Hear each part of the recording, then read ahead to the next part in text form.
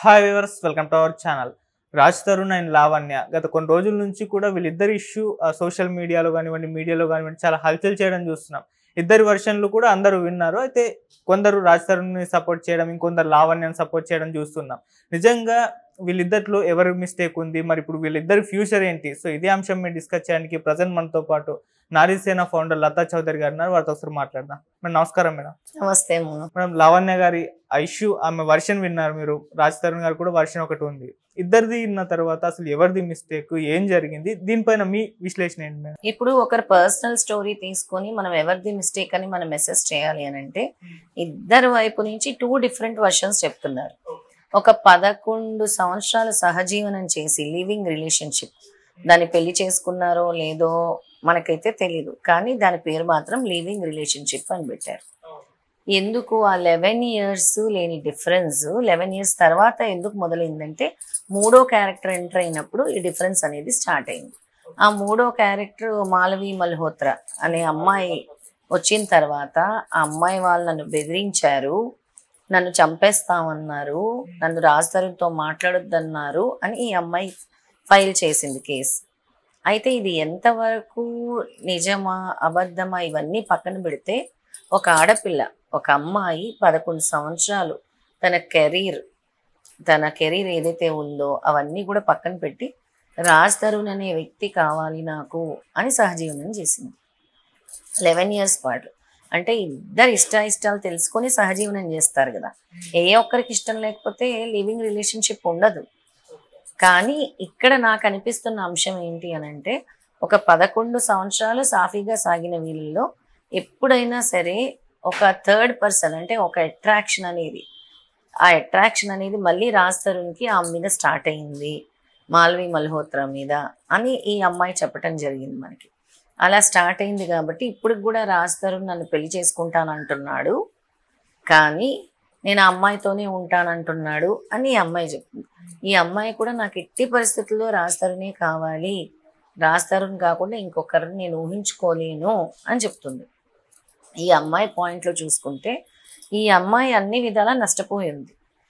ఈ అమ్మాయి 11 yearsలో చెప్పింది నా కెరీర్ నేను పోగొట్టుకున్నాను, నేను రాజ్ తరుణ్ని నమ్ముకున్నాను అని. ఒక ట్రస్ట్ అన్నమాట, ఒక బిలీవింగ్ అంటే ఒక నమ్మకంతో ఉందన్నమాట, ఒక బిలీఫ్తో ఉంది రాజ్ తరుణ్ నన్ను చూసుకుంటాడని. ఇప్పుడు ఈ అమ్మాయి 11 సంవత్సరాల ఆ అబ్బాయితో ఉన్న తర్వాత ఈ అమ్మాయిని ఎవరు పెళ్లి చేసుకుంటారు?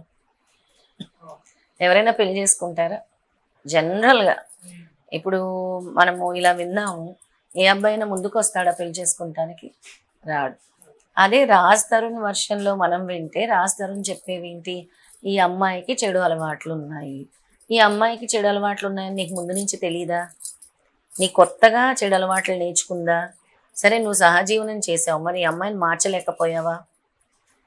నిజంగా నువ్వు ఆ అమ్మాయి యొక్క అంటే మీ ఇద్దరి మధ్య బాండింగ్ ఉంటే, ఆ అమ్మాయి చెడు అలవాట్లకు బానిస అయితే మీ ఇద్దరు కలిసే సహజీవనం చేశారు కదా, మరి నీకు కూడా చెడు అలవాట్లు ఉండే ఉంటాయి కదా, ఇద్దరికి ఉండే ఉంటాయి కదా సహజీవనం చేసినప్పుడు. ఇద్దరి హ్యాబిట్స్ ఒకటైతేనే, ఇద్దరు లైఫ్ స్టైల్ ఒకటైతేనే కదా కలిసి ఉంటారు. లేదంటే ఇట్ ఈస్ హైలీ ఇంపాసిబుల్. ఇద్దరి ఇష్టాలు ఒకటి కాకపోతే కలిసి జీవించలేరు, అస్సలు జీవించలేరు. ఇప్పుడు మన భారతీయ సంస్కృతి ప్రకారము ఈ లివ్ ఇన్ రిలేషన్షిప్స్లో వచ్చే మెయిన్ ప్రాబ్లమ్స్ ఇవే. ఏంటంటే habits, life styles, personal space. ఈ 3 అనేవి ముగ్గురికి చాలా, అంటే ఈ 3 విషయాల్లో ఇద్దరు ఏంటంటే నాకు పర్సనల్ స్పేస్ కావాలి, నాకు పర్సనల్ స్పేస్ కావాలి అని అనుకొని గొడవ అక్కడి నుంచి మొదలవుతుంది. ఇప్పుడు ఎప్పుడైతే ఈ అమ్మాయి ఈ లావణ్యతో కొంచెం దూరంగా ఉండటం మొదలుపెట్టాడు రాజ్ తరుణ్, ఈ మాల్వి మల్హోత్రాతో దగ్గర అవ్వటం ప్రారంభించాడు, అప్పుడు గొడవలు అవ్వటం మొదలుపెట్టాయి. నేనైతే దీన్ని అంటే మన సంస్కృతి ప్రకారము ఇలాంటి రిలేషన్షిప్స్ని ఎంకరేజ్ చేయకూడదు. వివాహ బంధం అంటే వివాహ బంధం, దానికి ఒక శాస్త్రానుసారం కూడా ఒక పద్ధతి ప్రకారం జరుగుతుంది, దానికి ఒక గౌరవ మర్యాదలు ఉంటాయి. ఇలా ఎవరి ఇష్టానుసారం అంటే మా ఇష్టం మాది, మా ఇష్టం వచ్చినట్టు మేము ఉంటాం, ఇలా లివింగ్ రిలేషన్షిప్లో ఉంటామంటే ఇలాంటివి అనుభవింపక తప్పదు అని అంటారు. అబ్బాయి అయినా అమ్మాయి అయినా ఇద్దరైనా సరే ఇలాంటివి బేర్ చేయక తప్పదు. ఎందుకంటే స్వయంకృత అపరాధాలు అంటారు వీటి. స్వయంగా వాళ్ళు తీసుకున్న నిర్ణయం అది. స్వయంగా వాళ్ళు తీసుకొని ఒక అబ్బాయి ఎలాంటి వాడు, ఆ అబ్బాయి నాతో కలిసి జీవిస్తాడా, లైఫ్ లాంగ్ ఉంటాడా లేదా అని నీకు తెలుసుకోవాలి ఫస్ట్ వెళ్ళేటప్పుడు, ఆ అమ్మాయి వైపు నుంచి మాట్లాడితే.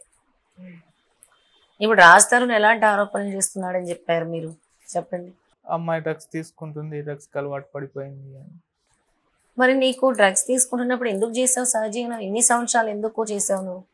ఒక అమ్మాయికి చెడు అలవాట్లు ఉన్నప్పుడు నువ్వెందుకు ఆ అమ్మాయితో ఇన్ని ఇయర్స్ ట్రావెల్ చేసావు అని అడుగుతున్నావు. అప్పుడే నువ్వు అంటే నాకు ఇష్టం లేదు, నువ్వు చెడు అలవాట్లకి బానిసయ్యావు, లేదా నువ్వు చెడు అలవాట్లు చేయటం వల్ల నాకు ఇష్టం లేదు, నువ్వు మారాలి అని చెప్పాలి, మార్చుకోవాలి.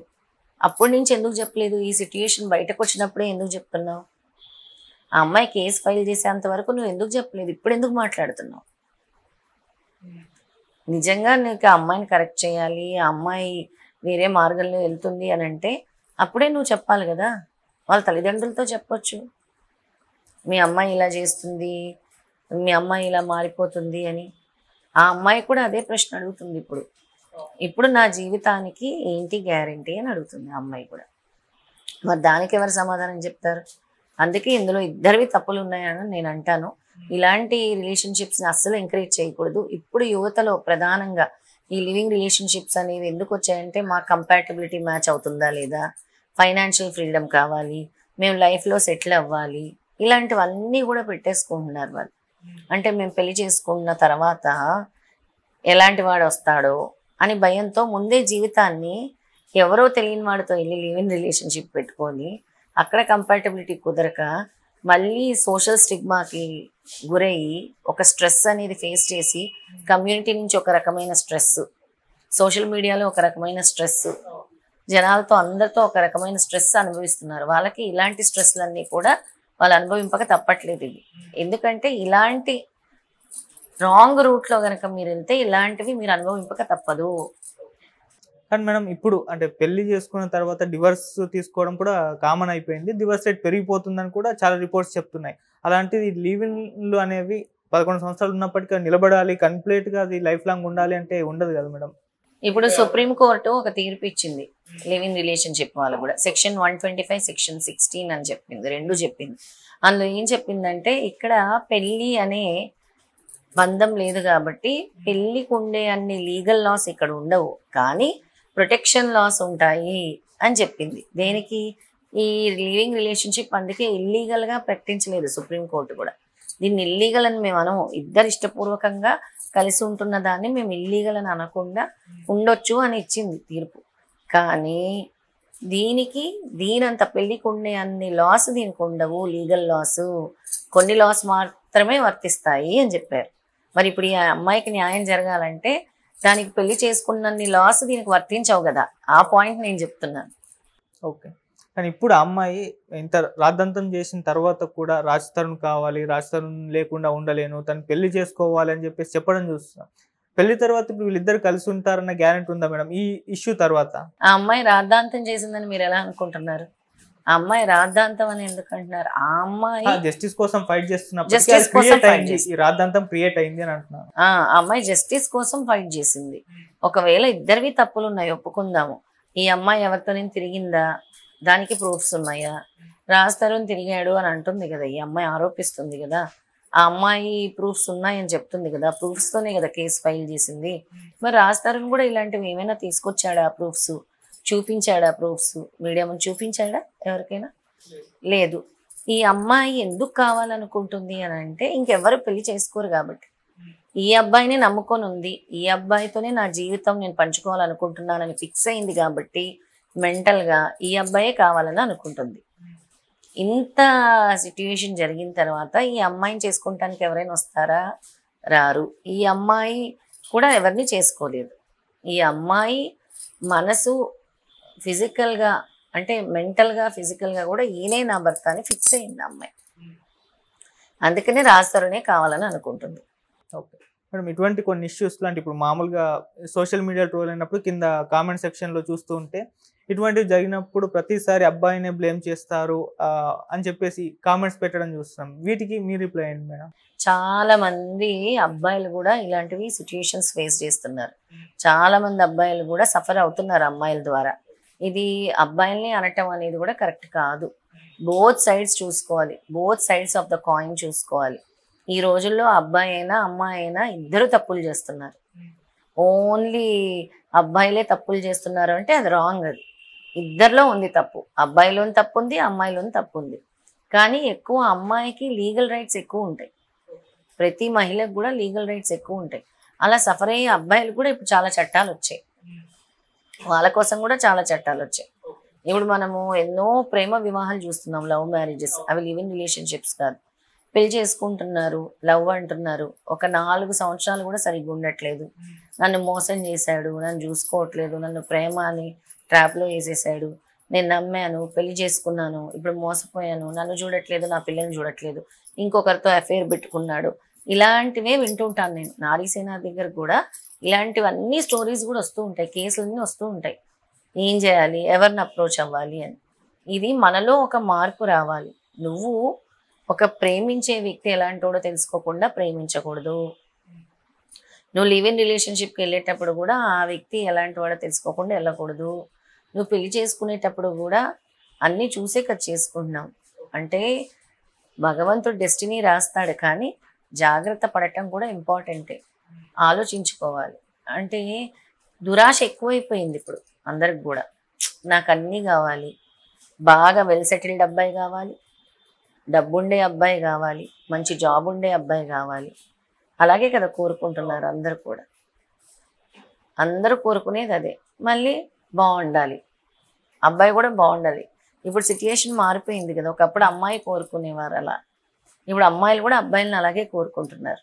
ఓకే మేడం, ఇప్పుడు ఈ కథలో అంటే ముగింపు ఏ విధంగా ఉండాలంటారు? రాజ్ తరుణ్ ఖచ్చితంగా పెళ్లి చేసుకోవాలా, లేకుంటే ఇంకేదైనా రూట్ ఉందంటారా?